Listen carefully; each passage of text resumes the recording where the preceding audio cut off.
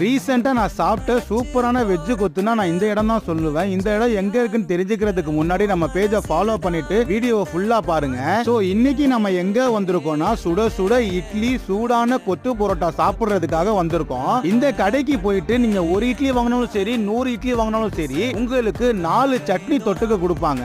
Taste சும்மா சொல்லக்கூடாதுங்க. அந்த மலைக்கு அதுக்கும் சுட சுட இட்லியோட 4 வகை சட்னி சாப்பிடுறப்போ எப்படி இருக்கும்னு நான் சொல்லணும்னு அவசியமே இல்லைங்க, உங்களுக்கே தெரியும். அடுத்து அவங்களோட வெஜ் கொத்து வாங்கி சாப்பிட்டேங்க. நீங்க வெஜ் கொத்து சொன்னீங்கன்னா சனா போட்டு கொடுப்பாங்க, இல்ல முட்டை கொத்து சொன்னீங்கன்னா முட்டை போட்டு கொடுப்பாங்க.